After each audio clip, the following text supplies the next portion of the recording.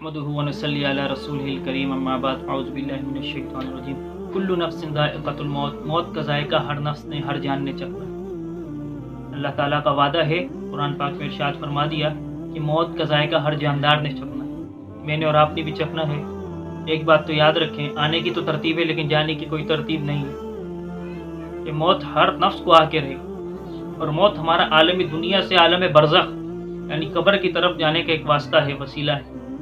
जैसे मौत आएगी, एक तो मौत का वक्त पता नहीं कब आ जाए, और दूसरी बात कि मौत कोई जाहो मनसब भी नहीं देखती कि अमीर को आए गरीब को ना आए, या गरीब को आए अमीर को ना आए, या काले को आए घोरे को ना आए, या घोरे को आए काले को ना आए। ऐसी कोई सूरत नहीं। मौत हर बंदे को आएगी। हर बंदा इस दुनिया में आया है, अपनी मुकर्रर मुद्दत लेके आया है। अल्लाह ताला की तरफ से उसको एक वक्त दिया गया है कि उसमें या तो अल्लाह को राज़ी कर ले या अल्लाह को नाराज़ कर ले। एक मुख्तसर वक्त है, एक मुख्तसर और गैर यकीनी वक्त जिसका पता ही नहीं है कि ये कब ख़त्म हो जाए। इतना सा वक्त लेके हर बंदा इस दुनिया में आया। एक बंदा है, वो चल रहा है, उसे जाके आखिर में घड़े में गिरना है, लेकिन उसे ये नहीं पता कि कितनी मसाफत घड़े गिरेगी। हो सकता है दो दिन बाद ये चलता रहे, ज़िंदगी की सुई तो चल रही है ना, इस वक्त जाके ये घड़े में गिर जाए। हमारा यकीन है कि मौत हर शख्स को, हर नफ्स को आके रहेगी। मौत आएगी और मौत के बाद सबसे पहली घाटी जो है वो कब्र है। रज़ी अल्लाह ताला अन्हु कब्र के बारे में फरमाते हैं कि कब्र मौत का अमल का संदूक। हज़रत अली रज़ी अल्लाह ताला अन्हु कब्र के बारे में फरमाते हैं कि कब्र जो है वो अमल का संदूक है और मौत के वक्त ये बात वाज़ेह हो जाती है।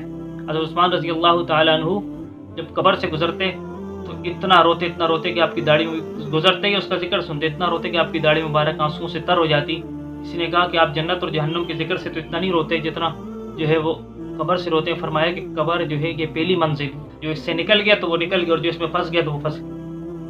तो आप हज़रात के सामने एक हदीस सुना के बात ख़त्म करता हूँ कि एक दफ़ा नबी करीम सल्लल्लाहु बड़े गौर से सुनना, हो सकता है हमारी नजात और हमारी हिदायत का ज़रिया बन जाए। करीम सल्लल्लाहु तआला अलैहि वसल्लम घर से बाहर निकले नमाज के लिए, तो देखा सहाबा की एक जमात को देखा कि वो खिलखिला के हंस रही थी, काके लगा रहे।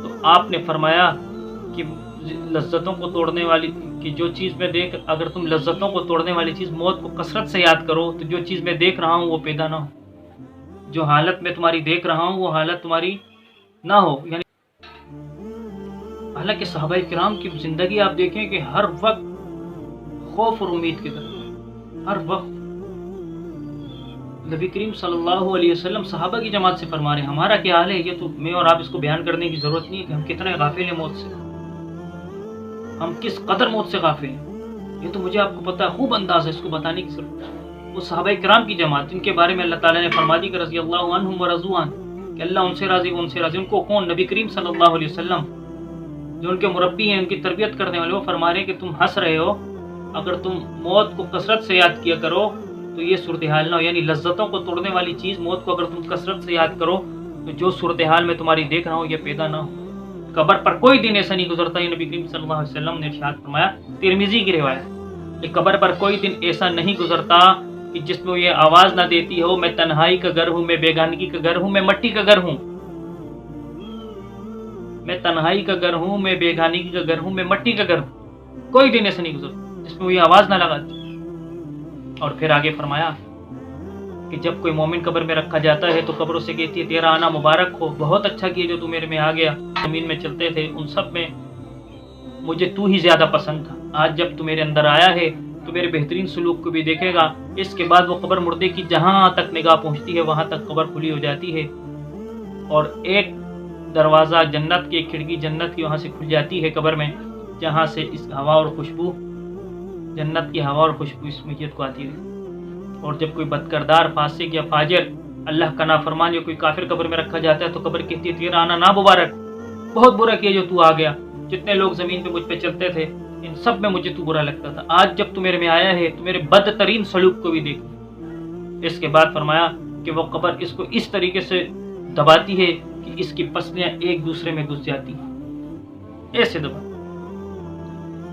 और 70 अजदहे इस पर ऐसे मुसल्लत हो जाते हैं जो क़यामत तक इसको डसते रहते हैं। फिर हदीस में और एक दफ़ा उसको डसते हैं, उस मुर्दे को एक दफ़ा उसको डसते हैं, वो 70 रात ज़मीन में डस जाता है, 70 रात ज़मीन में डस जाता है।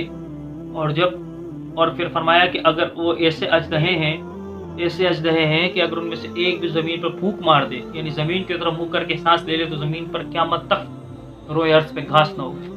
اتنے خطرناک اژدہے ہیں جو اسے قیامت تک ڈستے رہے۔ اور پھر ایک کھڑکی اس کی جہنم کی اس کی طرف کھول دی جاتی ہے قبر میں، جہاں سے وہاں کی تپش اس کو اور وہاں کی گرم ہوا اس کو آتی رہتی۔ اور پھر نبی کریم صلی اللہ علیہ وسلم نے ارشاد فرمایا، بڑی اہم بات ہے کہ القبر روضۃ من ریاض الجنہ او حفرۃ من حفر النیران، قبر یا جنت کے باغوں میں سے ایک باغ ہے یا جہنم کے گڑھوں میں سے ایک گڑھ۔ قبر کو معمولی نہ سمجھیں، موت کے بعد سب سے پہلی گاڑی جو ہے وہ قبر ہے۔ اس قبر کی تیاری ہم نے دنیا میں کرنی ہے۔ اگر ہم نے اللہ کو راضی کیا تو وہ قبر ہمارے لیے جنت کے ایک باغ بن جائے گی، لیکن اللہ کو اگر ہم نے ناراض کیا تو وہ قبر ہمارے لیے وبال جان بن جائے گی، جہنم کے گڑھا بن جائے گی۔ یہ میں نہیں کہہ رہا، نبی کریم صلی اللہ علیہ وسلم کے ارشاد مبارک ہے، میں اپنی بات نہیں۔